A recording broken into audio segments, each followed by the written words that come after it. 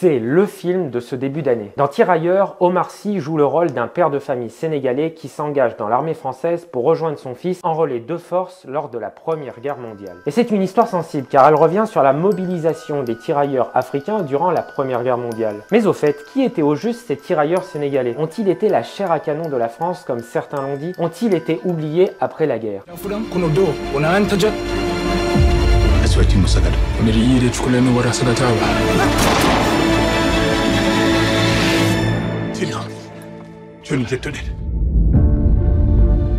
En 1857, le général Louis Faidherbe, gouverneur du Sénégal, obtient de l'empereur Napoléon III la création du corps des tirailleurs sénégalais. Le terme de tirailleur désigne à l'origine un soldat détaché de la ligne et qui se porte en avant comme éclaireur. Le Sénégal était à l'époque une des seules implantations françaises en Afrique depuis l'Ancien Régime, et l'objectif de Faidherbe était de lutter contre les Maures qui menaçaient alors le commerce de la gomme, de l'or et de l'arachide. Faidherbe doit recruter des soldats capables de se battre dans cette partie de l'Afrique où il fait très chaud.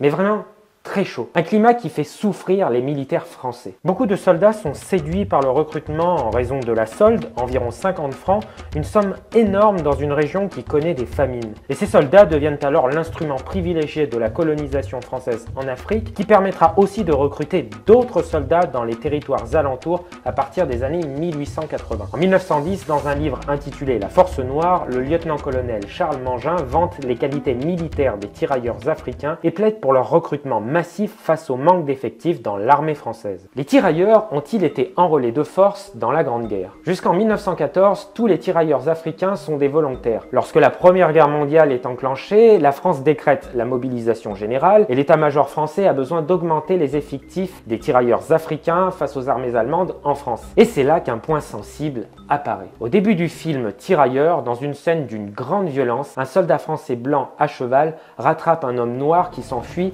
et l'assomme pour l'enrôler de force. Bon, si cette scène a pu avoir lieu, elle demeurait tout de même une exception car les officiers français exerçaient rarement eux-mêmes une coercition physique. Il faut malgré tout dire qu'à partir de 1915, il semblerait effectivement que la majorité des recrutements se soit faite sous la contrainte. Mais cette tâche incombait souvent aux chefs de village ou de canton qui répondaient aux ordres des officiers en désignant les appelés et se chargeant de faire obéir les récalcitrants. La plupart obtempéraient, mais d'autres prenaient le risque d'une amende, voire de la prison, en présentant des hommes invalides pendant que les jeunes allaient se cacher. Après un ralentissement des recrutements dans les colonies en Afrique en 1917, pour éviter un embrasement, une nouvelle campagne a lieu début 1918, mais cette fois, la méthode change. Georges Clemenceau, alors président du Conseil, nomme le député africain Blaise Diagne, fervent partisan de l'assimilation culturelle, commissaire de la République dans les colonies d'Afrique. Diagne réussit à augmenter le nombre d'engagés volontaires grâce à un discours républicain avec la promesse d'une meilleure solde. Il promet aussi l'obtention de la citoyenneté française, des emplois réservés pour les anciens combattants ou encore l'assouplissement du code de l'indigénat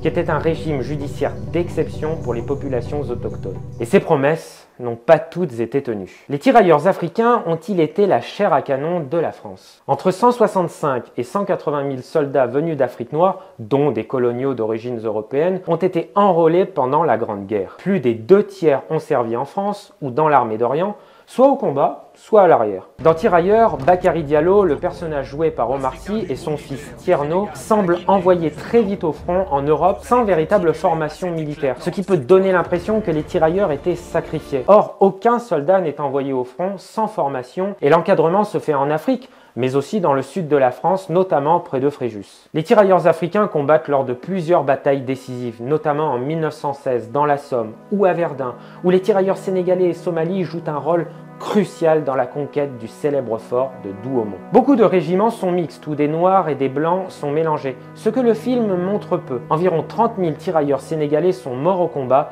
des suites de leurs blessures ou de maladies. Néanmoins, il est faux de dire que les soldats africains ont été la chair à canon sacrifiée pour épargner les soldats français blancs. Selon l'historien Daniel Lefebvre, la proportion des tués parmi les tirailleurs africains est la même, environ 22%, que celle de tous les régiments de l'armée française. Dans les faits, l'état-major ne ménage le sang d'aucun de ces soldats, quelle que soit sa couleur de peau. Si les troupes coloniales dans leur ensemble ont payé le lourd tribut du sang, le nombre de soldats issus de l'empire colonial, très important car estimé à 600 000 hommes, est resté malgré tout secondaire par rapport à la masse gigantesque des 8 millions de soldats français enrôlés. Dans les tranchées, les relations entre les officiers français et leurs tirailleurs sénégalais sont souvent personnelles et le risque partagé de la mort permanente favorise la fraternité d'armes et l'affaiblissement de certains préjugés. Dans Tirailleurs, si les soldats noirs côtoient peu de blancs, cette proximité est illustrée entre le lieutenant blanc et les soldats noirs sous ses ordres,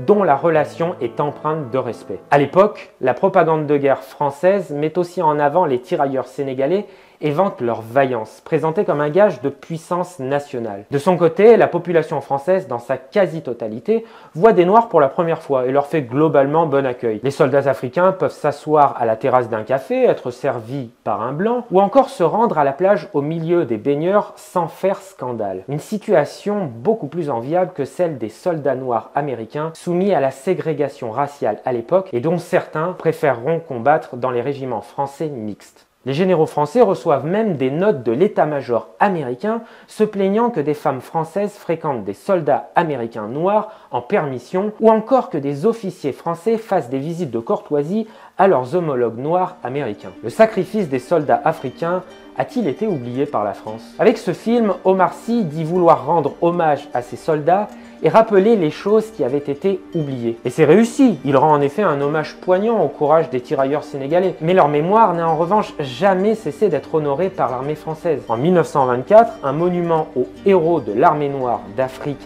est inauguré à Reims par Daladier, alors ministre des colonies. Il sera détruit par la Wehrmacht en 1940. À Paris, une statue du général Mangin, qui jouait un rôle important à Verdun, fut inaugurée en 1932, entourée de 2 tirailleurs sénégalais. Elle aussi sera détruite par la Wehrmacht juste avant une visite éclair d'Adolf Hitler dans la capitale. Dans un autre registre, en hommage aux 70 000 musulmans d'Afrique du Nord morts au combat, l'État français finance la construction de la Grande Mosquée de Paris, inaugurée en 1926. Mais alors d'où vient ce sentiment d'oubli ? Probablement du fait que les principales promesses du député Blaise Diagne et de Georges Clemenceau sont restées lettres mortes après la guerre. Le code de l'indigénat n'a pas été véritablement assoupli, la nationalité française ne fut pas accordée aux anciens combattants africains et leurs pensions sont restées plus modestes que celles des soldats de métropole. Une situation non voulue par l'armée mais permise par le poids des groupes de pression coloniaux et la faible attention de l'opinion publique. Des promesses ont néanmoins été tenues, comme celle d'emplois réservés qui leur permettront d'occuper des fonctions modestes dans l'administration coloniale, les postes ou encore les chemins de fer. Leurs faibles pensions suffiront en revanche à les faire souvent considérer dans leur village comme des privilégiés. Et ce sentiment d'oubli peut aussi être dû à l'affaiblissement de la mémoire collective sur la Première Guerre mondiale dans son ensemble, favorisé notamment par la mort des anciens combattants et dont les combats paraissent de plus en plus loin aux nouvelles générations. Après la guerre, à l'image du berger sénégalais Bakary Diallo, manifestant son amour de la France dans un livre témoignage Force Bonté paru en 1926, les anciens soldats africains ont souvent été tiraillés entre un sentiment d'injustice profond et un lien affectif aussi profond pour la France. Bon, si cette vidéo vous a plu, n'hésitez pas à la partager, n'hésitez pas à la commenter et surtout n'hésitez pas à vous abonner à la chaîne du Figaro. Et à très vite, car une nouvelle vidéo d'histoire est déjà en préparation.